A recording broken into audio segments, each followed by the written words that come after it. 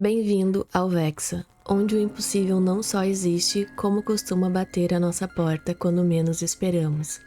Prepare-se para mergulhar em histórias reais, relatos assustadores e segredos que muitos prefeririam jamais descobrir. Antes de começarmos, me conta, de onde você está assistindo o Vexa hoje? Coloque nos comentários, porque sua cidade pode ser o cenário do próximo mistério. Agora, apague as luzes, coloque os fones de ouvido e tente não olhar para trás. O relato de hoje vai desafiar tudo o que você pensa saber sobre a nossa realidade.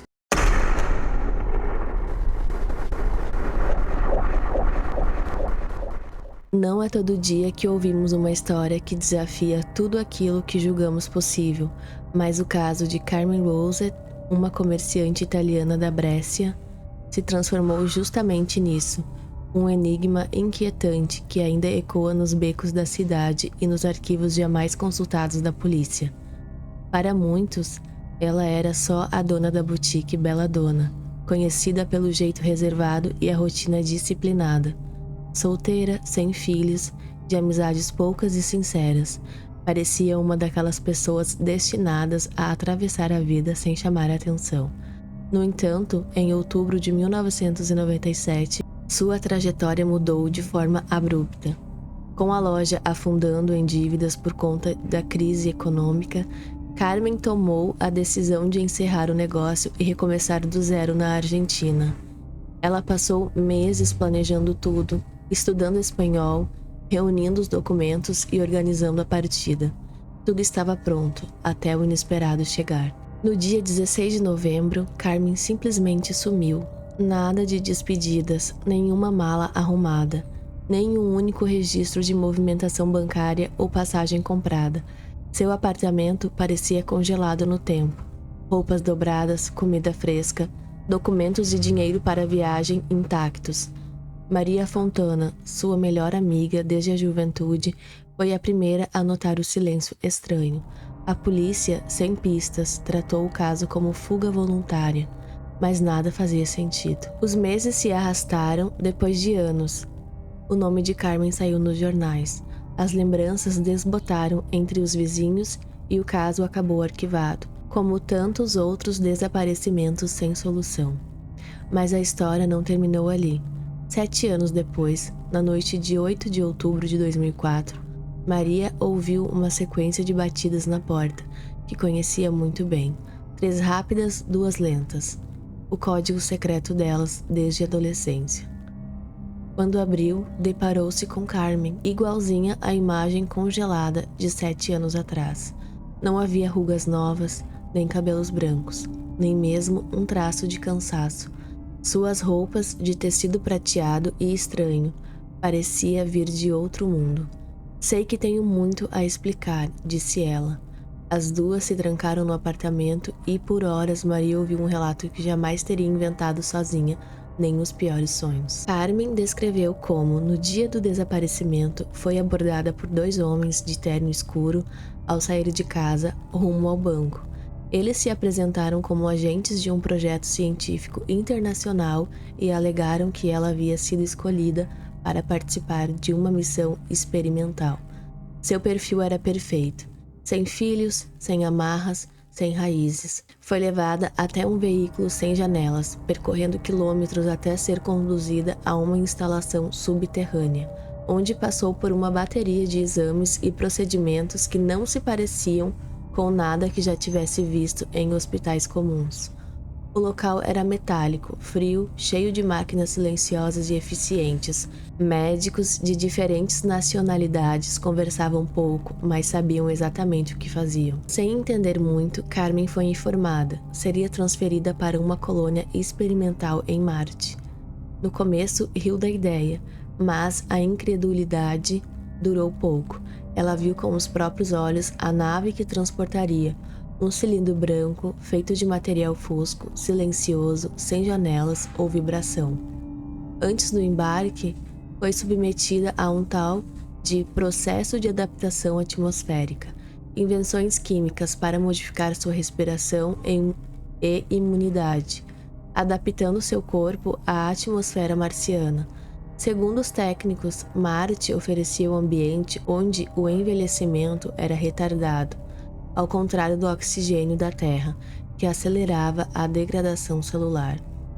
Carmen lembra de ser sedada, sem saber quanto tempo passou desacordada até despertar já no planeta vermelho. O desembarque foi quase cerimonial, com um pequeno grupo de civis recepcionando-a em meio a estruturas futuristas, parte sob a superfície de uma enorme cratera. A colônia parecia uma cidade subterrânea, iluminada por painéis solares e luzes artificiais ajustáveis. As moradias de paredes arredondadas e metálicas tinham tudo o que era necessário para viver.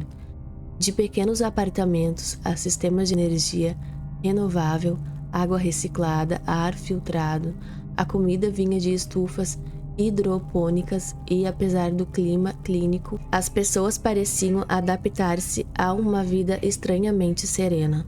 No início, Carmen sentiu um alívio quase sobrenatural. Nada de ansiedade, nenhuma dor de cabeça, só uma lucidez estranha, como se existisse fora do tempo. Os dias em Marte, para Carmen, viraram rotina de trabalho e adaptação. Cada colono tinha funções específicas: manutenção de equipamentos, cuidado das estufas, análise do solo, registro de dados ambientais. Havia reuniões semanais, comunicação limitada a terminais internos e uma regra tácita de não questionar certas coisas. Com o passar dos meses, Carmen começou a notar detalhes que escapavam à maioria. Às vezes, visitantes chegavam em naves silenciosas, figuras públicas, empresários, até celebridades reconhecíveis das capas de revistas. Eles não conversavam com os colonos, permanecendo em áreas restritas. Alguns com casas próprias naquela terra inóspita. Carmen percebeu que aquela colônia era só uma entre muitas. Em conversas sussurradas, ouviu falar de bases espalhadas pelo planeta, cada uma com finalidades específicas: pesquisas genéticas, entretenimento de elites, cidades subterrâneas completas. Com o tempo, ficou claro para ela que toda a estrutura era financiada por governos e corporações poderosas, sob o pretexto de garantir um refúgio seguro para os mais influentes, caso a Terra colapsasse. Os civis, como Carmen, eram escolhidos justamente por poderem desaparecer sem levantar suspeitas. Pessoas em crise, socialmente isoladas, perfeitas para servir como mão de obra, experimento social ou simples fachada.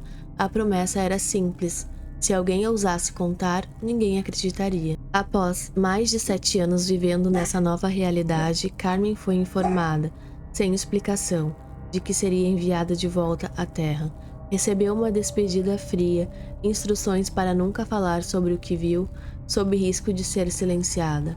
Quando despertou, estava novamente em Brescia, com roupas tecnológicas discretas e pequenas amostras de materiais escondidas em bolsos improvisados. Procurou Maria imediatamente e contou tudo, na esperança de que alguém, ao menos uma pessoa, acreditasse em sua história. Mas logo percebeu que estava sendo vigiada. Carros estacionados por longas horas em frente ao prédio, pessoas estranhas circulando pelo bairro, ligações mudas a qualquer hora do dia. Tentou mostrar as amostras a especialistas, mas todas desapareceram misteriosamente.